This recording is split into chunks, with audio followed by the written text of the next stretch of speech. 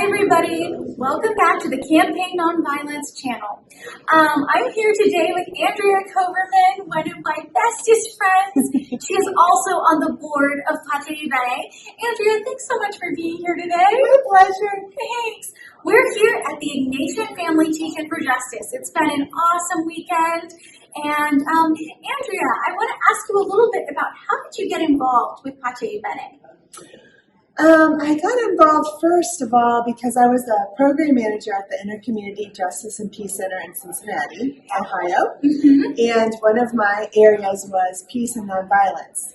And so my responsibilities included developing adult programming to help educate adults, specifically Catholics, around the nonviolence of Christianity. Yeah. And Father John Deere started an initiative called the Nonviolent Cities, and he sent out this newsletter or email blast saying, you know, if you're interested in creating a nonviolent city, you know, give me a call. I was like, I would love a nonviolent Cincinnati. Yes. So I called. He did not answer, and I left him a voicemail, but he called back, and then we were not available, so we had this voicemail we kept for a long time that said, hello, Andrea. This is John Deere.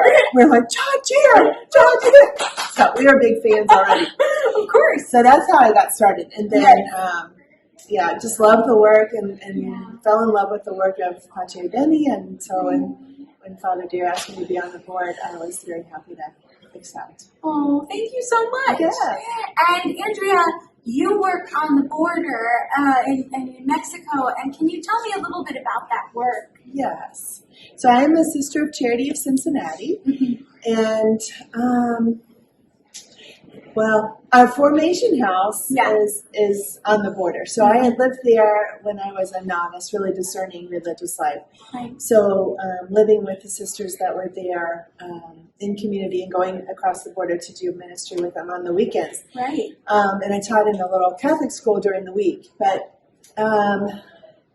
education for me is a huge justice issue. Yeah.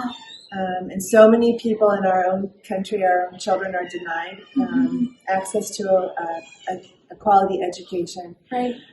And my background is in special education, so I have a particular place in my heart for children that it's even harder for them than average because of things beyond their own control, like different conditions that they might be born with. Learning disabilities and physical handicaps and things that cause developmental delays.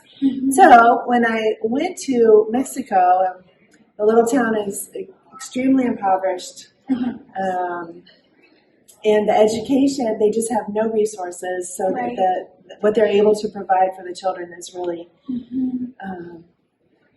it was heartbreaking for me because I knew that these children were not going to be able to improve their lives if they couldn't have basic skills. So we started trying to do programming with them, and then fast forward, I went through novitiate and got vowed and professed, and then came back down to the border because it's one of our charisms is to do what presents itself, and what was screaming in my face was, we need an education, and I was like, well, I don't speak Spanish, but I can learn as I go, and so now we've been studying Montessori for the last couple of years because we really feel like that is a way to be able to model inclusive education to show this community that you don't have to exclude people with disabilities that can be included in a regular education setting.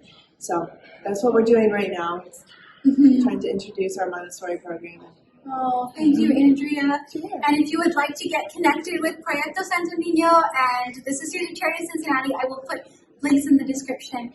But Andrea, to close, I want to ask you my go-to question.